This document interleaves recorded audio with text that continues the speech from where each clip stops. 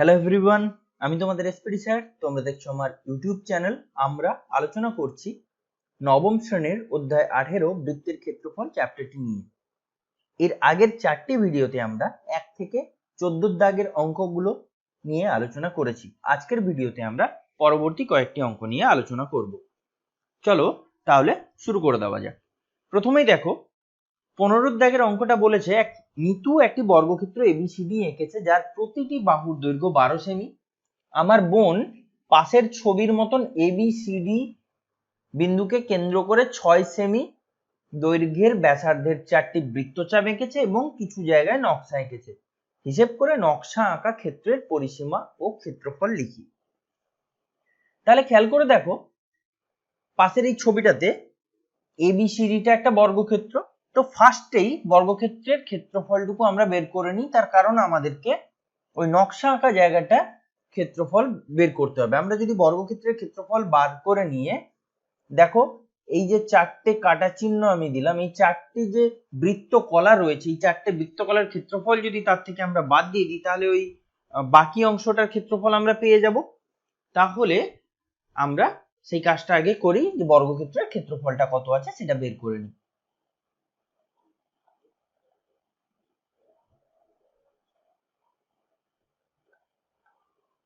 সেটা কত না, আমরা জানি একটা বর্গক্ষেত্রের বাহুর দৈর্ঘ্য বলা আছে কত, 12 সেন্টিমিটার। তার মানে এটা হবে 12 গুণ 12 মানে 144 বর্গ সেমি। এবারই আমরা কি বলতে পারি না, এই যে 4টে বৃত্তকলা রয়েছে, এই 4টে বৃত্তকলা প্রত্যেকটা খেয়াল করে দেখো, এ বিন্দুতে যে বৃত্তকলাটা রয়েছে তার কোণ কত, কেন্দ্রে এ কেন্দ্রে তার কোণ তৈরি করছে কত, 90 ডিগ্রি। কেন 90 ডিগ্রি না, আমরা জানি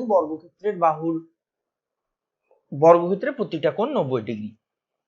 তাহলে আমরা এখান থেকে কি বলতে পারি, আমরা যেটুকু বলতে পারি সেটা হচ্ছে গিয়ে আমি যদি নাম দিয়ে নিই সবার প্রথমে, একটুখানি একটা সুবিধার জন্য যে কোনো একটার নাম আমি যদি দিই নি সেটা বেটার হয়। তাহলে কি করছি, এবিসিডি আছে, তাহলে আমরা এখানে ই আর এইখানটায় এফ নাম দিলাম। তাহলে আমরা কি বলতে পারি, এ ই এফ বৃত্তকলার ক্ষেত্রফল কত হবে। আমরা কি জানি, কেন্দ্রে বৃত্তকলা যতটা কোণ করে সেটা বাই 360 ডিগ্রি গুণ ক্ষেত্রফল মানে পাই আর স্কোয়ার। এখানে আর বলতে ব্যাসার্ধ, যেটা বলা আছে কত এখানে 6 সেন্টিমিটার। তার মানে 90/360 ইন্টু 22/7 ইন্টু আর স্কোয়ার মানে 6 গুণ 6। আচ্ছা, 90/360 মানে 4। আচ্ছা, আমরা যদি একটু কাটাকুটি করি তাহলে এটা 2, এটা 3, আবার 2 দিয়ে এটাকে 3, তার মানে হিসেব মতন কত পাবো, 22/7 ইন্টু 3 3 9 বর্গ সেমি। আমি এখনই গুণটা করছি না। অতএব আমরা কি বলতে পারি, 4টি বৃত্তকলার ক্ষেত্রফল সেটা কত হবে, 4টি বৃত্তকলার ক্ষেত্রফল হবে 4 ইন্টু 22/7 ইন্টু 9। কেন না দেখো, 4টেই যে বৃত্তকলা রয়েছে, অর্থাৎ এ কেন্দ্রের যে কেন্দ্রীয় যে বৃত্তকলা, বি কেন্দ্রীয় বৃত্তকলা, সবকটার মাপ একই রকম, কেননা প্রত্যেকের ব্যাসার্ধ 6 সেন্টিমিটার। তাহলে বর্গ সেমি, যেটাকে যদি আমরা একটু গুণ করে ভাগ করি তাহলে এইটুকু দাঁড়াবে 113.14 বর্গ সেন্টিমিটার। ব্র্যাকেটে একটা প্রায় কথা লিখতে হবে, কেননা 7 দিয়ে ভাগ করছি, যেটা ভাগ কাটছে না সেই কারণে। তাহলে এই গেল 4টে বৃত্তকলার ক্ষেত্রফল। এবার আমাদের তাহলে চিহ্নিত অংশের ক্ষেত্রফল কি হবে, তাহলে আমি অন্য যদি কালিতে ব্যবহার করি বেটার হয়। তাহলে নির্ণেয় বা নকশা আঁকা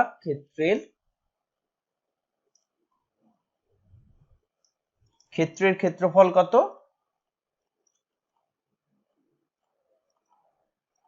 দেখো বর্গক্ষেত্রটার ক্ষেত্রফল 144, তার থেকে যদি ওই আমি 4টে অংশ বাদ দিয়ে দিই তাহলে এইটা দাঁড়াবে কত না 30.86 বর্গ সেমি কথাটা এবং ব্র্যাকেটে লিখতে হবে প্রায়, কেননা আমরা প্রায় আকারেই পেয়েছি।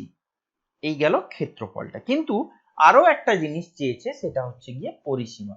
তাহলে পরিসীমা আঁকতে গেলে কি করতে হবে? যদি আমরা দেখো এই যে EF বৃত্তকলা পেয়েছি, এই বৃত্তকলার যদি ওই EF যে বৃত্তচাপটা রয়েছে ওই রকম যদি EF বৃত্তচাপটা দৈর্ঘ্য যদি বের করতে পারি এবং তাকে যদি 4 দিয়ে গুণ করে দিই, তাহলেই আমরা পেয়ে যাব তার পরিসীমা। কেননা চারটে বৃত্তচাপই একই মাপের হবে, তারা সেন্টারে মানে কেন্দ্রে 90 ডিগ্রি কোণ তৈরি করছে, তাই চারটে মাপ একই হবে। তাহলে সেই জিনিসটা আমরা একটু ব্যবহার করে নেব। কি করব না, আমরা কি বলছি, EF বৃত্তচাপের দৈর্ঘ্য সমান, কিভাবে বের করব আমরা বৃত্তচাপের দৈর্ঘ্য? আমরা কিভাবে কেমন বের করতে জানি না, কেন্দ্রে তারা 90 ডিগ্রি কোণ করেছে বাই 360 ইন্টু 2 পাই আর, তার মানে 90 বাই 360, যেটা কিনা দাঁড়ায় আমার 1/4 ইন্টু 2 পাই মানে 22/7 আর কত 6। তাহলে দেখো 2 2 এ 4, 2 3 এ 6, আমরা যদি গুণ করি তাহলে হচ্ছে 66/7 সেমি। এবার আমাদের পরিসীমা বের করতে হবে। অতএব নির্ণেয় পরিসীমা, সেটা কত হবে না, আমরা নির্ণেয় পরিসীমা ডিরেক্ট বলতে পারি কত, 4 ইন্টু 66/7, যেটা কি কত দাঁড়াচ্ছে 4 ইন্টু 66, তাই তো?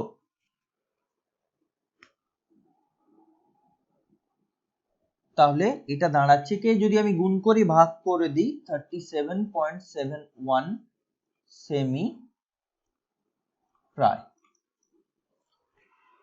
বেশ, তাহলে দেখো এই গেল আমাদের একের দাগের যে অঙ্কটা রয়েছে, মানে আজকের প্রথম যে অঙ্কটা রয়েছে 15 দাগ, তার পুরো অঙ্কটা খাতায় একবার করো এবং বোঝো, অবশ্যই বুঝতে পেরে যাবে। এরপরে আমরা চলে যাব পরের যে অঙ্কটা রয়েছে 16 দাগে, সেই অঙ্কে। 16 দাগের অঙ্ক বলছে একটি বৃত্তাকার মাঠের ক্ষেত্রফল 154 বর্গ সেন্টিমিটার। বৃত্তাকার মাঠটির পরিলিখিত বর্গক্ষেত্রের পরিসীমা ও ক্ষেত্রফল হিসেব করে লিখি। যদি বর্গক্ষেত্রটি বৃত্তাকার মাঠের অন্তর্লিখিত হতো তাহলে বর্গক্ষেত্রটির পরিসীমা ও ক্ষেত্রফল কত হতো হিসেব করে লিখি। তাহলে আমরা কি করব একটু দেখে নিই। এখানে বলছে একটা বৃত্তাকার মাঠ, তাহলে ধরো এই গোল অংশটি বৃত্তাকার মাঠ পাশের ছবিতে। এবার এই মাঠটার ক্ষেত্রফল কত বলেছে 154। এখান থেকে আমরা বৃত্তাকার মাঠের ব্যাসার্ধটুকু পেয়ে যাব, সেইটাকে আমরা আগে থেকে আমরা ধরে নিচ্ছি কত আর। তাহলে আমরা বলতে পারি কি, বৃত্তাকার মাঠটির ক্ষেত্রফল সেটা কত দেওয়া আছে 154। তাহলে এখান থেকে আমরা বলতে পারি পাই আর স্কোয়ার সমান 154, যেখান থেকে আর স্কোয়ার সমান 154 বাই পাই, পাই এর মান 22 ইন্টু 7, তাহলে 11 2 22, 14 7, তার মানে আর স্কোয়ার সমান দাঁড়াচ্ছে 7 ইন্টু 7, তার মানে আর বেরোচ্ছে কত 7। তার মানে আমরা পেলাম কত, বৃত্তাকার মাঠটির ব্যাসার্ধকে কত পেয়েছি 7 সেন্টিমিটার। এবার বলছে তার পরিলিখিত বর্গক্ষেত্র। তার পরিলিখিত বর্গক্ষেত্র কথাটির মানেটা কি? পরিলিখিত বর্গক্ষেত্র মানে হচ্ছে বৃত্তের চারপাশে রয়েছে এইভাবে ছবির মতন করে, ডান দিকের এই ছবির মতন করে। এবার এই পরিলিখিত বর্গক্ষেত্রের ক্ষেত্রে যে জিনিসটা দাঁড়ায়, বৃত্তাকার মাঠের যে ব্যাস সেটাই হয়ে যায় ওই বর্গক্ষেত্রটার একটা বাহু। তাহলে আমরা এখান থেকে বলতে পারবো কি, বর্গক্ষেত্রটির মানে পরিলিখিত বর্গক্ষেত্রের, পরিলিখিত কথাটাকে জুড়ে দিই, বর্গক্ষেত্রের বাহুর দৈর্ঘ্য সেটা কত 2 × 7 কেন না হচ্ছে এক বৃত্তের যে ব্যাসার্ধ সেটুকু তার ডবল মানে বৃত্তের যে ব্যাস সেটাই হচ্ছে পরিলিখিত বর্গক্ষেত্রের বাহুর দৈর্ঘ্য তাহলে 2 × 7 মানে 14 সেন্টিমিটার। এইবারই বলেছে ওই পরিলিখিত বর্গক্ষেত্রের পরিসীমা ও ক্ষেত্রফল হিসেব করে লিখি তাই তো। তাহলে আমরা এখান থেকে ডিরেক্ট বের করতে পারবো অতএব পরিলিখিত বর্গক্ষেত্রের পরিসীমা সেটা কত না আমরা জানি 14 মানে 4 ইন্টু বাহু তার মানে 14 4 56 সেমি আর এবং ক্ষেত্রফল সেটা কত হবে 14 × 14 বাহু স্কয়ার যেটুকু জানি আমরা 196 বর্গ সেমি। এবার দ্বিতীয় প্রশ্নটা বলছে যদি পরিলিখিত না হয়ে বর্গক্ষেত্রটা অন্তর্লিখিত হতো সেক্ষেত্রে ছবিটা কেমন হতো। দেখো সেক্ষেত্রে ছবিটা এরকমই হতো, কি দাঁড়াতো এইরকম একটা ছবি দাঁড়াতো। এক্ষেত্রে আমরা কি জানি, এক্ষেত্রে আমরা একমাত্র একটাই জিনিস জানি সেটা কোনটা না বৃত্তের ব্যাসার্ধ কত জানি আর আর এর মান পেয়ে গিয়েছি প্রথমেই আমরা করে নিয়েছি সেটা কত 7। আচ্ছা তাহলে এক্ষেত্রে একটা জিনিস খেয়াল করে দেখো বর্গক্ষেত্রের যে কর্ণটা রয়েছে আমি দাগ টেনেছি আগে থেকেই বর্গক্ষেত্রের কর্ণটা ওই কর্ণটা কার মতন মানে বৃত্তের ব্যাসের সঙ্গে সমান হয়ে যাচ্ছে। তাহলে আমরা বলতে পারি অন্তর্লিখিত বর্গক্ষেত্রের কর্ণ সমান 2 × 7 মানে 14 সেমি। তাহলে এটা গেল কর্ণ, তার মানে আমরা বলতে পারবো এখান থেকে বাহু √2 কর্ণ হয় বাহু ইন্টু √2 বর্গক্ষেত্রের কর্ণ সেটা সমান 14 তার মানে বাহু কত দাঁড়াচ্ছে ওই বর্গক্ষেত্রটার বাহু দাঁড়াচ্ছে 14/√2 সেমি। এবার আমাদের চাই কি অতএব নির্ণেয় পরিসীমা মানে অন্তর্লিখিত যে বর্গক্ষেত্র রয়েছে তার পরিসীমা। আমরা পরিসীমা কি জানি বাহু ইন্টু 4 মানে 4 ইন্টু বাহু তার মানে 4 × 14√2 সেটাকে একটু যদি হিসেব করি আমরা করণীয় নিরসন করি তাহলে 14 ইন্টু উপরে একটা 2 √2 আর নিচে 2 হয়ে যায় তাহলে 28√2 সেমি। এবং ক্ষেত্রফল কত হবে ক্ষেত্রফল হবে 14√2 × 14√2 বা 14√2 × 14√2 তাহলে 196/2 তার মানে 98 বর্গ সেমি। তাহলে আমাদের 16 দাগের যে প্রশ্ন রয়েছে তার দুটো ক্ষেত্রে আমরা উত্তরগুলো বের করলাম। এরপরে আমরা চলে যাব 17 দাগের প্রশ্ন যেখানে বলেছে নিচের বৃত্তকলাগুলির রেখাঙ্কিত অঞ্চলের পরিসীমা ও ক্ষেত্রফল নির্ণয় করো বা লিখি। অর্থাৎ এই একের দাগের যে ছবিটা রয়েছে এই ছবিতে তোমার ওই যে দাগ টেনে লাল বা গোলাপি কালারের দাগ টেনে যে অংশটি রয়েছে সেই অংশের ক্ষেত্রফল এবং পরিসীমা দুটোই বের করতে হবে আমাদেরকে। তাহলে এটা বের করবার জন্য আমরা সেই বৃত্তকলার যে ক্ষেত্রফল বের করানোর যে সূত্রগুলো জানি সেখান থেকে আমরা কাজে লাগাবো। প্রথমেই আমরা চলে যাব ক্ষেত্রফল বের করবার জন্য। তা এই চিহ্নটার নাম কি না মানে এই যে নাম দেওয়া হয়েছে OAB। আমি প্রথমে একটা কাজ করি ত্রিভুজ OAB এর ক্ষেত্রফল বের করি। সেটা কত না আমরা জানি একটা ত্রিভুজের ক্ষেত্রফল হয় এটা যেহেতু সমকোণী ত্রিভুজ হয়ে গিয়েছে তাই হাফ ইন্টু বাহু বাহু হচ্ছে নিচের বাহুটা কত ভূমি হাফ ইন্টু ভূমি ইন্টু উচ্চতা উচ্চতাও কত বর্গ সেমি। তাহলে যদি একটু কাটাকুটি করি তাহলে এটা দাঁড়িয়ে যায় 72 বর্গ সেন্টিমিটার। তাহলে ত্রিভুজ OAB এর ক্ষেত্রফল দাঁড়ালো কত 72 বর্গ সেন্টিমিটার। এবার আমরা যদি এই OAB বৃত্তকলার ক্ষেত্রফল বের করি এবং তার থেকে OAB এর ক্ষেত্রফলটাকে বাদ দিয়ে দিই তাহলে আমরা নির্ণেয় অঞ্চলের ক্ষেত্রফল পেয়ে যাব। তাহলে OAB বৃত্তকলার ক্ষেত্রফল আমরা কি জানি, 90 degree by 360 degree into pi into r square. এখানে আর স্কোয়ার বলতে বৃত্তের ব্যাসার্ধের স্কোয়ার, কিন্তু এখানে ব্যাসার্ধ কোনটা? এবি যে বৃত্তচাপটা রয়েছে, এবি বৃত্তচাপটা ও তে কেন্দ্র করেছে, তাই ও কেন্দ্রীয় বৃত্তচাপের ক্ষেত্রে বা ও কেন্দ্রীয় বৃত্তের ক্ষেত্রে বৃত্তের ব্যাসার্ধ হয়ে যাচ্ছে এখানে কত, 12। তাহলে আমি সেটুকুই বসিয়ে দিই। তাহলে দেখো 4 পাই মানে 22/7 ইন্টু আর স্কোয়ার মানে 12 গুণ 12। তাহলে আমি কাটাকুটি করে পেয়ে যাচ্ছি কত, এটা পাচ্ছি 22 ইন্টু 36/7 বর্গ সেমি।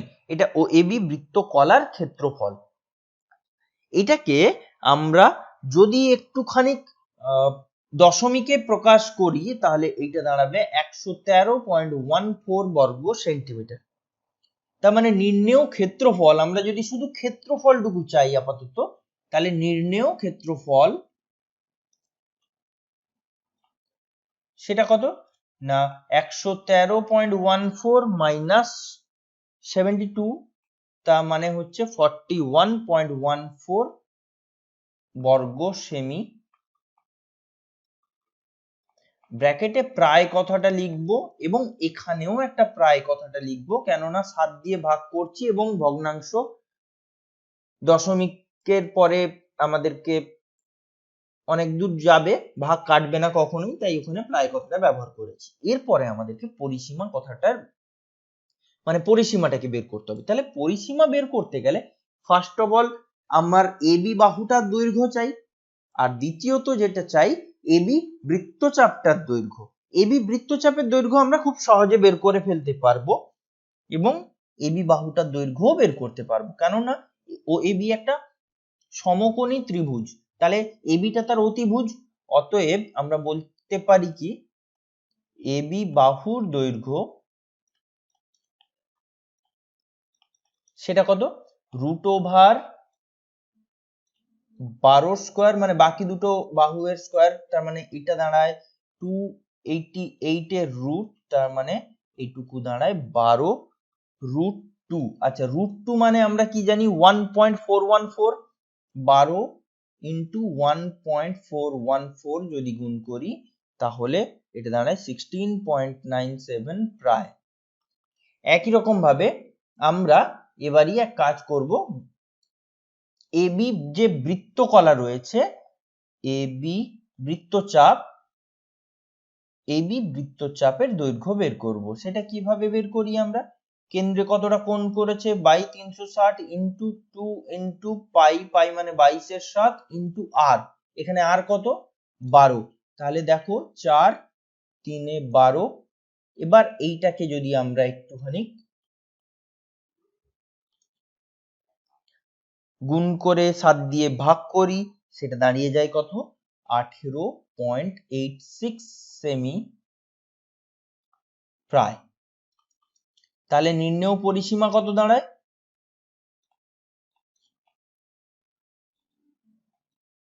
দুটো যোগফল সেটা কত 16.97 প্লাস 18.86, তার মানে যোগফল দাঁড়াচ্ছে কত 35.83 সেমি প্রায়। ওকে, এরপরে আমরা চলে যাব 2 এর অঙ্কটা। এইটা একটা অঙ্ক, এখানে খেয়াল করে দেখো, এখানে বলছে একটা কোণ 60 ডিগ্রি বলে দিয়েছে, বাকি দুটো কোণ বলা নেই, আর বলেছে এই ABC ত্রিভুজ আর ওই রেখাঙ্কিত অঞ্চলের ক্ষেত্রফল বের করতে বলেছে। তাহলে আমরা প্রথমেই ABC ত্রিভুজটা কি ত্রিভুজ সেটুকু আগে বের করে নিই। দেখো যদি B কেন্দ্রীয় বৃত্ত হয় সেক্ষেত্রে AB আর BC সমান হবে, তাহলে AB সমান BC যদি হয় তাহলে আমরা এখান থেকে বলতে পারবো কি BCA সমান কোণ BAC হবে। কেন না আমরা জানি দুটো ত্রিভুজ, একটা ত্রিভুজের সমান বাহুদ্বয়ের বিপরীত বাহু মানে কোণগুলো সমান হবে, ক্লাস 8-এ পড়েছি।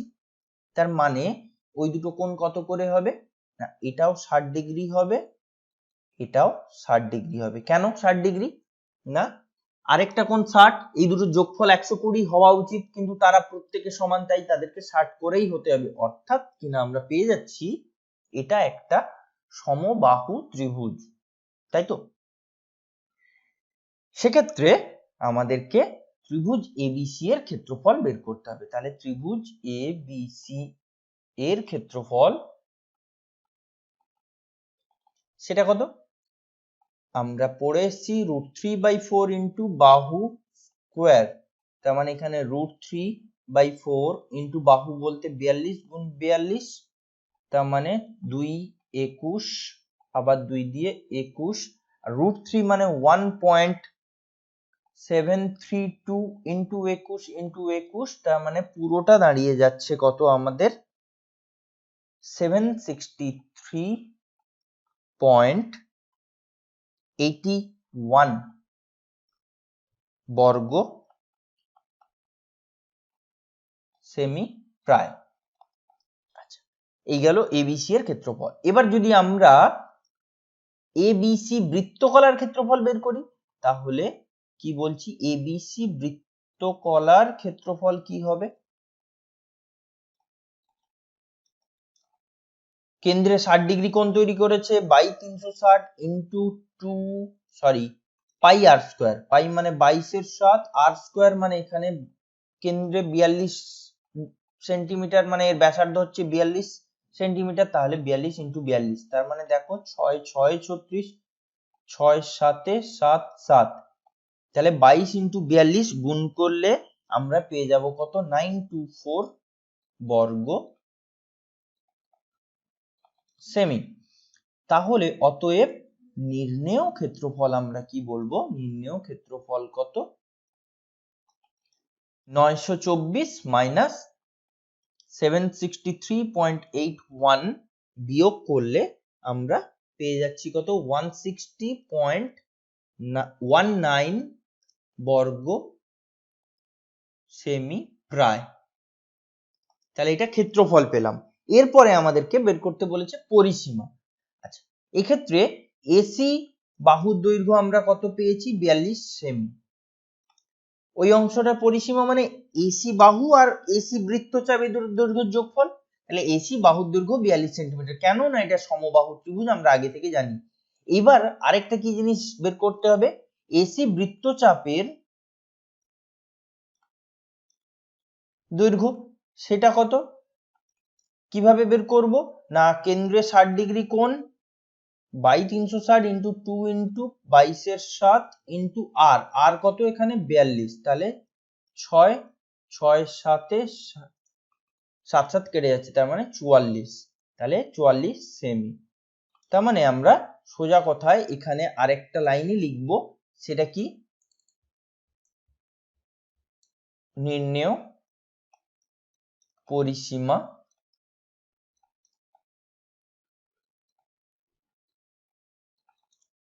(42) 42, এই যে এসি মানে এসি বাহুর দৈর্ঘ্য 42 প্লাস 44 সেমি, যোগ করো 86 সেন্টিমিটার।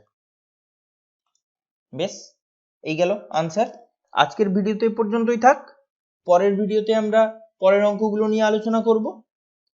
আশা করি তোমরা বুঝতে পেরেছো। যদি বুঝতে পেরে থাকো ভিডিওটিকে লাইক করো, বন্ধুদের সাথে শেয়ার করো, চ্যানেলটিকে সাবস্ক্রাইব না করে থাকলে চ্যানেলটিকে সাবস্ক্রাইব করো, বেল আইকনটিকে প্রেস করে দিও যাতে করে পরের ভিডিওর নোটিফিকেশনগুলো সবার প্রথম তোমাদের কাছে পৌঁছয়।